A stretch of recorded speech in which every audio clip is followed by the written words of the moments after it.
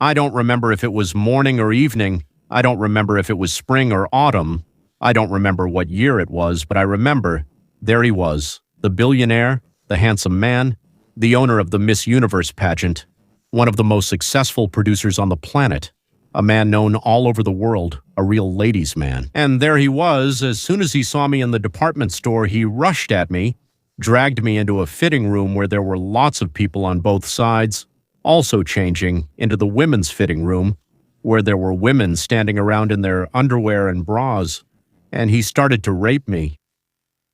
And he did it in such an unpleasant, disgusting way that I stayed silent so that not a single sound would come out of our booth. After that, I never saw him again in my life. Don't tell anyone about this. He told me and then suddenly remembered it 30 years later, and now I'm demanding that he pay me $83 million. This is not a joke. This isn't even a loose translation. This is exactly what Jean Carroll, you're seeing her photo now, said in court, and the judge didn't allow Trump's lawyers to challenge any of her statements. And the honest but completely unbiased American press wrote that Jean inspires absolute trust. And anyone who doesn't believe Jean is, of course, a racist, a fascist, an Islamophobe, a misogynist, and even worse, a Trump supporter, maybe even a Trumper. So that very woman who tried to bury Donald Trump with a civil verdict of $83 million, the same one all the cable channels showed as a heroine, as a voice of courage, a voice of bravery, as a symbol of fighting against power, a public villain and a rapist, has now herself become the subject of a criminal investigation by the United States Department of Justice. For what, you may ask? For perjury. Not for emotional exaggeration, not for a lapse of memory, for lying under oath. And here's the second detail. The judge who shielded her from questions, there were questions about secret funding. Well, he's still a judge to this day, so someone was funding her, but she said, no one at all, right? To this day, the judge calls her a credible witness. I gave you a fairly accurate overall translation of what she said. The verdict is still in effect to this day. Let's go back to the very beginning. And let's ask one simple question, which, by the way, you won't hear on any of the left-wing channels. How does a woman who doesn't remember the year, the month, the season, the time of day, or the name of a single witness win a lawsuit for $83 million in a country that, as we're told, requires evidence for any punishment? You have to prove it, because we have the presumption of what? You guessed it, right? Innocence. With Trump, it's the opposite. We had the presumption of guilt. Now, who is this E or A? I don't remember. Jean Carroll? For decades, she wrote a column in Elle magazine, so she basically built her brand on provocative essays about men and her own romances. Oh, actually quite a colorful, let's say vibrant past. In her 2019 memoir, she lists not one, not two, but a long catalog of alleged assaults she says she experienced. Sexual assaults, harassment, and rapes, and each time it was famous people. Well, to be fair, there were also a few strangers and some employers. In the restroom, pretty much all the employers, so like, how did she talk about Trump? Yeah, but she always uses the same literary device. That's her business model, what she made money on. She could never have made that much anywhere else off Trump, but she still has not gotten it. Now that memoir has a new chapter. She claims that sometime in the mid-90s, she can't say exactly which year, Donald Trump raped her in a fitting room in a booth at the Bergdorf Goodman department store. That's on Fifth Avenue in Manhattan, for those who don't know. Let's pause for a second. I've been there more than once. Bergdorf Goodman is one of the most visited luxury department stores in the world. In broad daylight or maybe early in the evening, she's not sure. In the spring or maybe in the fall, possibly even in the winter, she doesn't remember. In 1995, but maybe in 1996, she'll try to clarify it someday. It was warm outside or maybe cold. She doesn't remember. Before lunch, after dinner, she doesn't know, but she remembers by her own account that Trump grabbed her, dragged her into the booth, and committed, oh God, violence. But she doesn't remember the year, doesn't remember the season, doesn't remember if the sun was shining, doesn't remember and didn't keep the dress, didn't file a police report, didn't tell a doctor, didn't tell her husband. Husband, yes, there was a husband involved too. She never went to the hospital or wrote about it.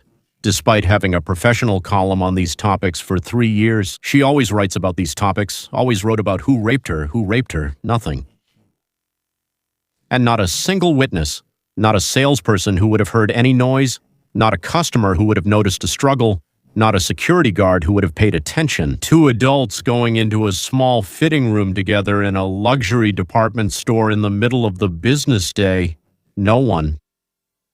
You and I both know what would have happened if Donald Trump, at the height of his fame back then, of course, it's clear that as president he became even more well-known, but back then in New York, just about everyone knew who he was. So if he walked into Bergdorf Goodman within 30 seconds, every phone in the store would be up, every salesperson would know, every customer would know. And the idea that in 1996, when Trump had already been a celebrity for years, of New York tabloids, appeared on magazine covers, on TV screens, not a single person in the store noticed anything, heard anything, or remembered anything. This isn't a gap in memory, it's a story that doesn't hold up to the laws of physics, let alone the rules of evidence. But the most devastating detail from a legal standpoint isn't the absurdity of the story itself. The most devastating detail is the one the Department of Justice is circling around right now. It's called money. Always follow where the money came from and where it went. In her 2022 sworn testimony, E. Jean Carroll swore that she had received no outside funding for her case.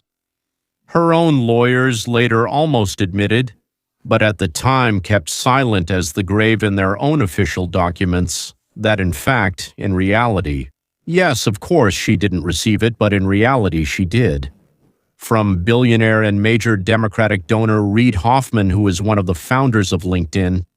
So money for lawyers, money for expenses. A billionaire activist who has spent hundreds of millions of dollars on the political destruction of Donald Trump quietly financed a civil lawsuit aimed at personally destroying someone he dislikes, Donald Trump.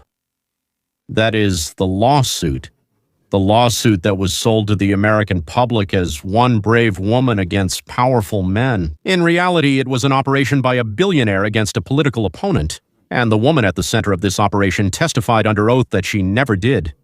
And what did the judge do with this revelation?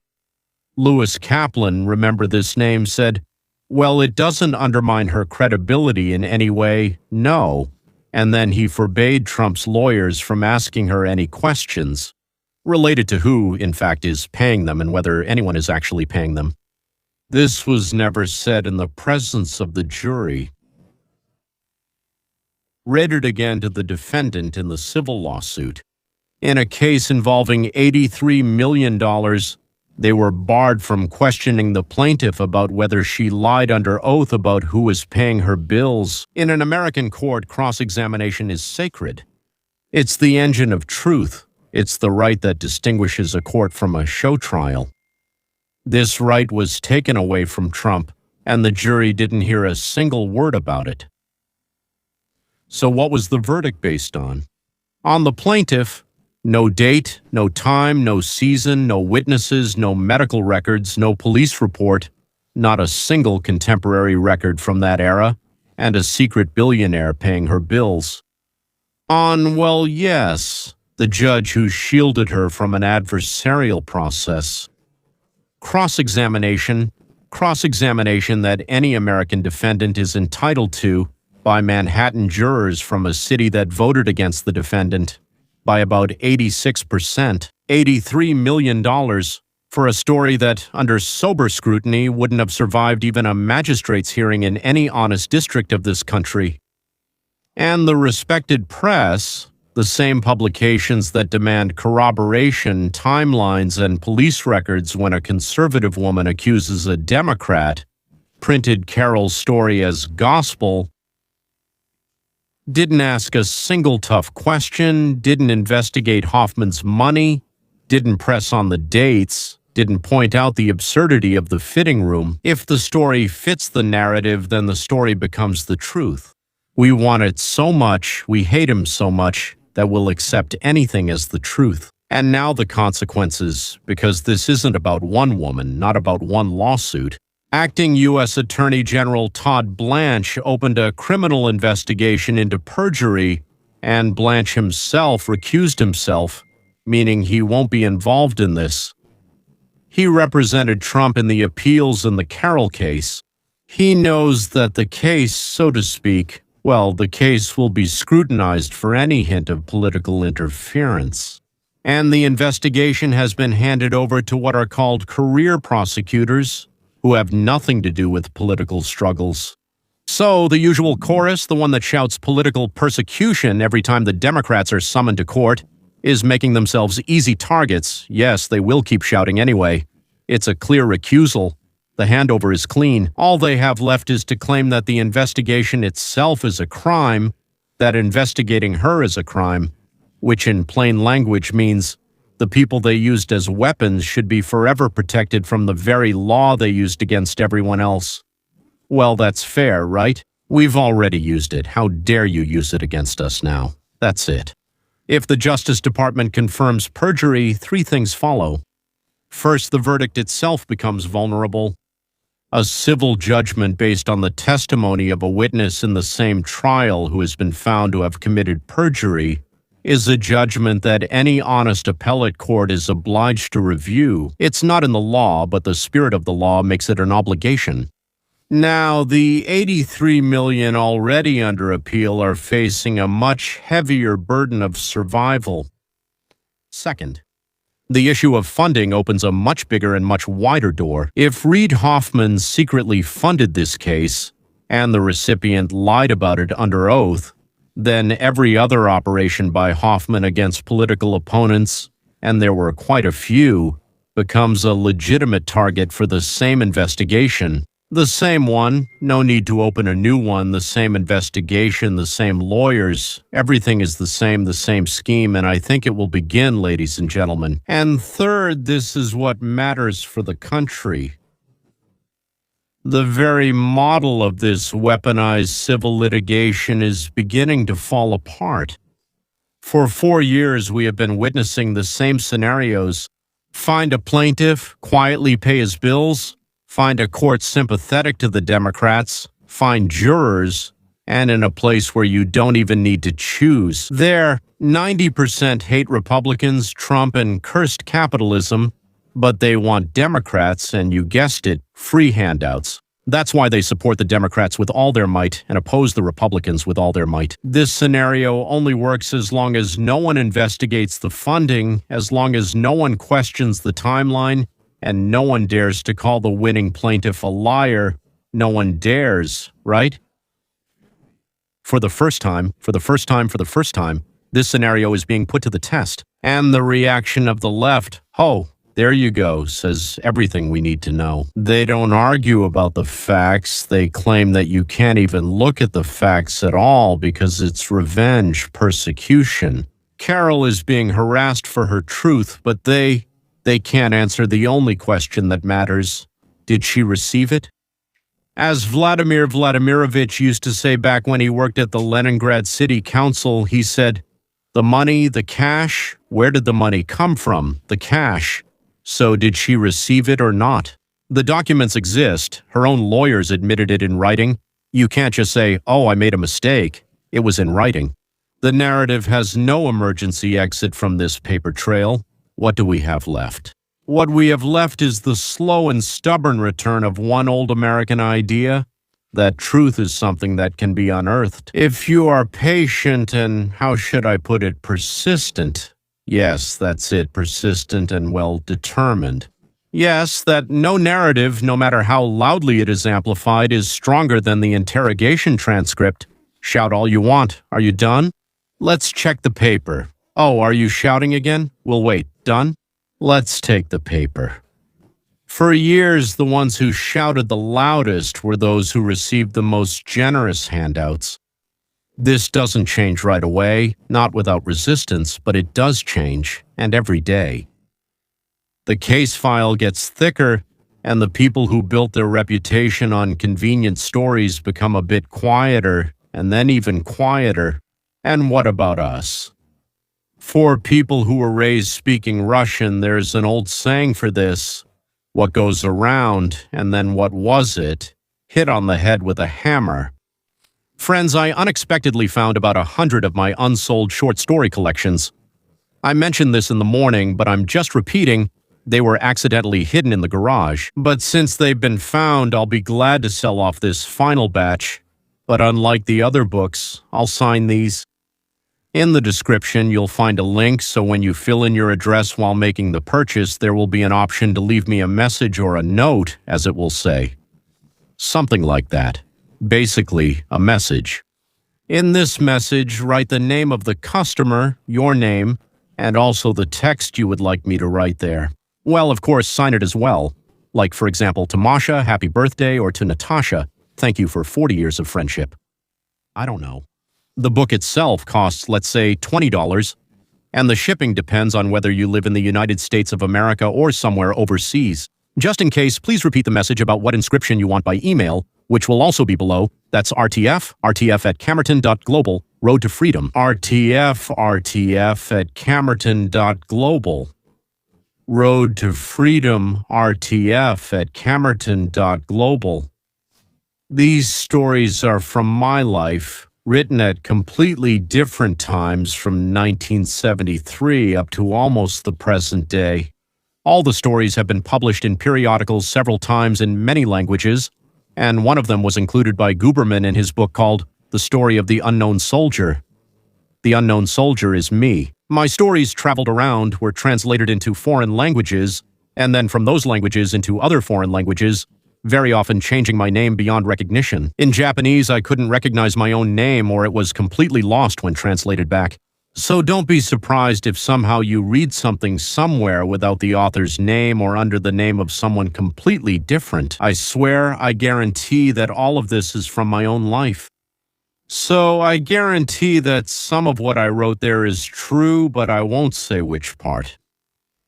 I like to keep the audience and the reader in suspense. Once again, the link is below.